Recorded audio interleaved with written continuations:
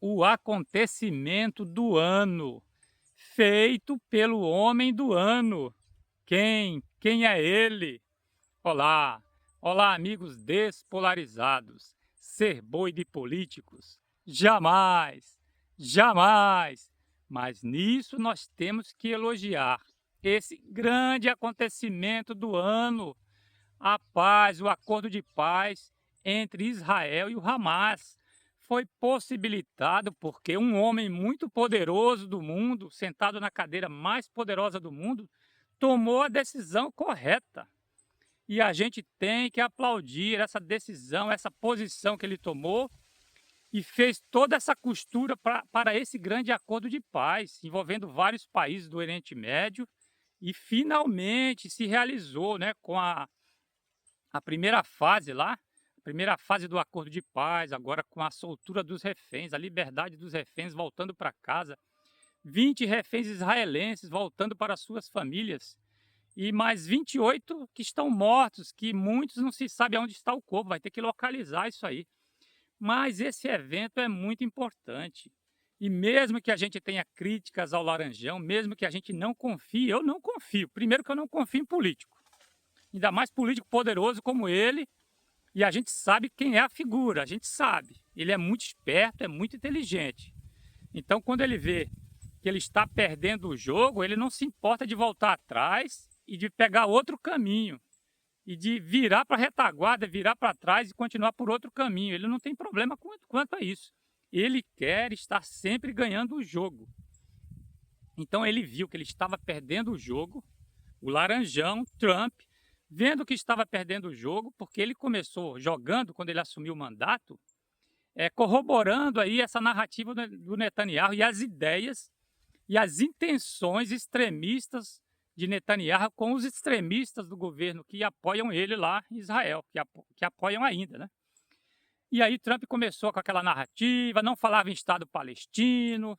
A gente sabe tudo o que aconteceu nesse final de guerra e o que Israel fez, o governo israelense, o que fez, passou do limite da autodefesa, da legítima defesa, passou.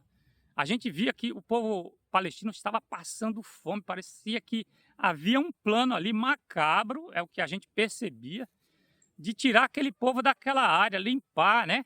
Limpar Gaza daqueles escombros humanos para eles. E depois construir em cima de cadáveres palestinos a Riviera lá que Trump compartilhou, né? Aqueles vídeos lá desrespeitosos contra o povo palestino, desrespeitosos contra a humanidade, um negócio daquele, o que o povo palestino estava passando naquela guerra. Israel teve que ir para cima dos terroristas, tinha que eliminar os terroristas e buscar os seus reféns, né? os seus compatriotas, trazer para casa os seus cidadãos israelenses, teve que ir para cima, né? Porque foi atacado pelo grupo Hamas terrorista e tomou a posição correta de ir para cima deles. Só que chegou um ponto que passou dessa autodefesa, da legítima defesa. E aí o Laranjão repetindo aquilo lá da Riviera, sem dar importância ao povo palestino, sem falar em Estado palestino. A popularidade dele muito baixa nos Estados Unidos, depois de todo esse tarifaço, podendo gerar inflação lá dentro, já gerando, né, muita coisa. Os homens dos negócios americanos, os homens do dinheiro também pressionando ele lá internamente. Essa questão dessa guerra, a pressão também dentro de Israel, dos israelenses, 2/3 apoiando o fim da guerra, acabar com essa guerra e apoiando também o Estado palestino, porque não? Os dois povos têm que conviver. E aí essa pressão muito grande em cima dessa dupla, Trump e Netanyahu, o Laranjão, que não é bobo, que não é nada, falou, não, eu tenho que virar esse jogo, eu estou perdendo esse jogo, eu vou virar esse jogo. Aí sim, com a pressão que ele sofreu, inclusive internacional, de vários países da Europa, começou pela França, né, reconhecendo o Estado palestino, a Inglaterra, o Canadá, a Austrália, a Bélgica e outros mais, reconhecendo o Estado palestino. Quer dizer, o G20, né, que faltava, tinha mais de 180 países, cento e tantos países apoiando o Estado palestino, e faltava, o G20 não apoiava por pressão americana, pelos interesses americanos que defendem Israel, que é o fiador do Estado de Israel, não reconhecia o Estado palestino. O G20 ficava na sua também e não reconhecia. Mas aí resolveram falar, finalmente deu um basta. A ONU já estava falando de genocídio lá, porque realmente a situação estava muito crítica ali. A gente estava mesmo nesse limite partindo para um genocídio do povo palestino por Israel. Então, essa pressão mundial em cima de Trump, em cima de Netanyahu, a pressão interna israelense, muita gente também, pressão interna americana em cima de Trump. Então, resolveram tomar a posição correta. O Laranjão decidiu. Isso mesmo sabendo que é o jogo que ele faz, a gente tem que aplaudir essa decisão de Trump, Laranjão, de tomar a decisão correta, de agora sim um plano de paz, acabando com essa guerra. O Hamas ia ser liquidado de uma forma ou de outra, ia ser eliminado, e tinha que ser mesmo. Então aceitou, já tinha muitos líderes, muitos chefes do Hamas já mortos. Então resolveram aceitar esse plano de paz muito bom. Quem analisa esse plano de paz, ele é muito bom. Os pontos que ele coloca ali, né? Porque o cessar-fogo, o recuo da tropa israelense, a libertação dos reféns e, em contrapartida, libertando muitos presos palestinos também, muitos terroristas lá, que estavam em prisão perpétua e outros mais que durante a guerra foram detidos. Então mais de 2.000 palestinos vão ser soltos. Vão poder voltar para casa e vai ser anistiado. Quem sobrou do grupo terrorista vai ser anistiado, não vai ter problema de ser preso, nada disso aí. Pode viver livremente se quiser, né? Se quiser viver uma vida, voltar à vida normal, à vida civilizada, se eles quiserem. Ou sair da Palestina e ir para outros países, vão ter liberdade para sair. Então teve essa anistia, então o Hamas aceitou. E aí vai continuar, né, esse processo, as próximas fases, a devolução da entrega das armas do grupo terrorista Hamas. Vai acabar esse grupo terrorista, esse é o plano. A entrada de uma força internacional de paz ali, de vigilância, de controle, né? Como fosse uma força armada de vários países, principalmente do Oriente Médio, para vigiar esse cessar-fogo, reorganizar a estrutura militar palestina e tudo mais. Um grupo também de governança também, de vários especialistas de vários países, com toda a participação ali de países do Oriente Médio também, de países da Europa, com os americanos também. Trump, né, coordenando um conselho de paz. Lógico, ele que costurou tudo isso, natural, ele está ali, o poder que ele tem, a presença que ele tem já no mundo, né, assim, sabe que ele que manda em tudo ali, então ele vai estar nesse conselho de paz, para que depois que a situação estiver estabilizada, aí sim poderá, porque não foi falado nesse acordo, ainda não foi falado de Estado palestino. Mas a partir daí dessa estabilização e do início da reconstrução de Gaza, que vai ter que reconstruir, é muito dinheiro para reconstruir aquilo. Fala-se ali de 400 bilhões de dólares, alguma coisa assim.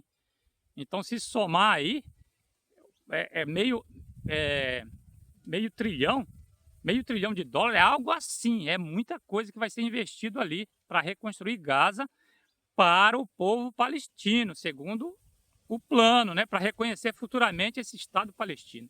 Então, quer dizer, vários países do Oriente Médio estão querendo essa paz, isso que é um sinal melhor.